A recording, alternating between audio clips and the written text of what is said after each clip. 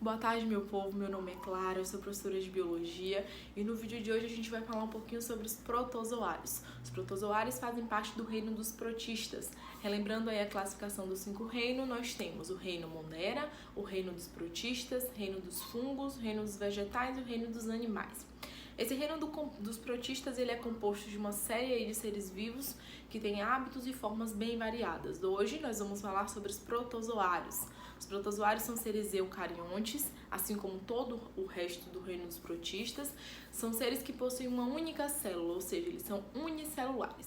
Podem ser encontrados em solo, na água ou no interior de outros seres vivos. A maioria das espécies de protozoários realiza uma respiração aeróbica e são heterótrofos, com a exceção dos protozoários parasitas, que conseguem sobreviver aí em ambientes anaeróbicos.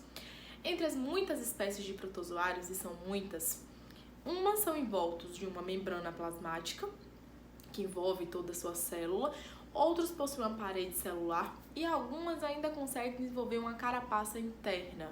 Mais pra frente vocês vão entender a importância dessa membrana plasmática, ou parede celular e até mesmo da carapaça. Os protozoários eles se alimentam de bactérias e de partículas de nutrientes que ficam dispersas aí no ambiente em que eles vivem. Sim, claro, então o protozoário tem boca, se alimenta normal? Não.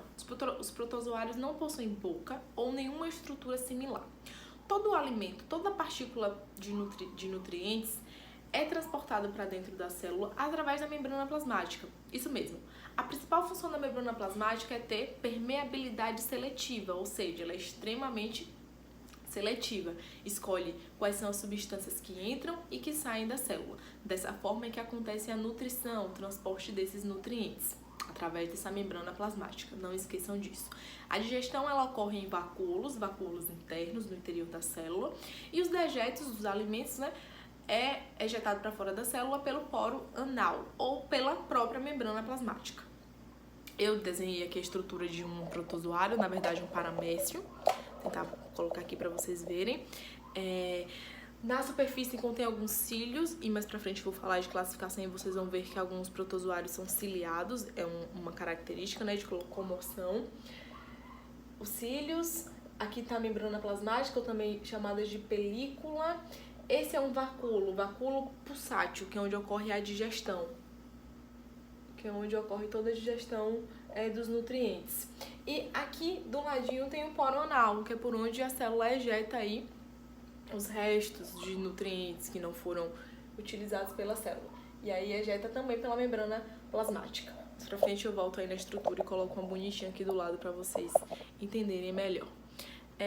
Passando adiante, a gente tem a classificação dos protozoários. Os protozoários eles são classificados em linha geral pela forma que eles se locomovem, ou seja, pela sua movimentação. De acordo com essa classificação, nós temos algumas estruturas locomotoras, os cílios e os flagelos, por exemplo. Então, a gente tem os protozoários que são os ciliados, os flagelados, os risópodes, os foraminíferos e os apicomplexos. Bora falar um por um. Primeiro dos ciliados. Os ciliados são aqueles que possuem cílios. Os cílios são muito similares com pelos. Esses cílios que a gente tem embaixo dos olhos, que gostamos de passar rímel.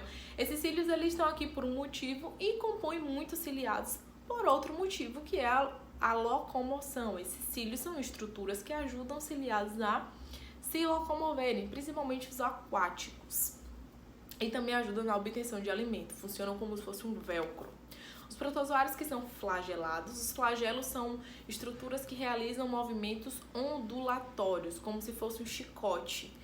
Isso mesmo, fazendo com que o ciliado se movimente para frente e para trás. Os risópodes são chamados de risópodes porque eles possuem pseudópodes. Os pseudópodes são falsos pés, são projeções, na verdade, que vêm do citoplasma da célula e que também garante essa locomoção ao protozoário em questão.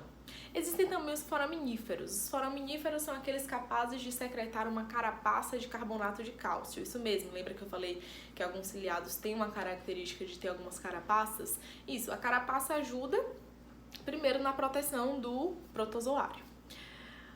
No caso dos protozoários que são parasitas obrigatórios, lembra que eu falei, olha, alguns protozoários são parasitas, vivem no interior de outros seres vivos. Esses protozoários são parasitas, eles apresentam uma estrutura muito curiosa, é chamada de complexo apical. Esse complexo apical é bem complexo, na verdade, e ele libera algumas enzimas que facilitam, que ajudam o protozoário a se acoplar, a adentrar dentro do corpo do hospedeiro. Então, esses protozoários apicomplexos são os que possuem esse complexo apical, liberam algumas enzimas. Enzimas são substâncias químicas que facilitam a entrada do protozoário dentro da célula do hospedeiro. Em relação à reprodução dos protozoários, sim, claro, mas como é que os protozoários se reproduzem? Eles podem realizar a reprodução sexuada e a reprodução assexuada. No caso do paramécio, que foi bonitinho que eu tentei desenhar aqui, que é um protozoário ciliado, ele se reproduz sexuadamente por conjugação. Não esqueçam, na reprodução sexuada, há a troca de material genético através dos micronúcleos. O paramécio, por exemplo, ele tem dois tipos de núcleo, o macronúcleo e o micronúcleo. Essa conjugação, que é a troca de material genético durante a reprodução sexuada, é realizada pelos micronúcleos. Se é sexuada, se tem troca de material genético, a prole vai ser diferente da mãe, ou seja, há uma variabilidade genética aí no meio do processo. Já na reprodução assexuada, feita pela maioria dos protozoários, pode ser por bipartição, também conhecida como cisparidade, brotamento, esquizogonia ou fissão múltipla. Lembrando que na reprodução assexuada não há variabilidade genética, os protozoários que são produzidos são clones, cópia perfeita da mãe, no caso.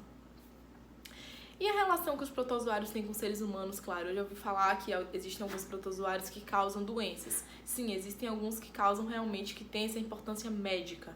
Dentre essas doenças, eu posso citar aqui algumas para vocês, e aí vocês pesquisam melhor depois. A malária é bem conhecida aí, a gente tem alguns surtos de malária durante algumas épocas. A malária é transmitida por um protozoário. A doença de Chagas, a leishmaniose, a toxoplasmose, dentre outras. Qualquer dúvida, reclamação, como eu sempre falo, venham falar comigo no privado, e eu espero que vocês tenham entendido o que são os protozoários e qual é a importância que ele tem na vida da gente. Tchau!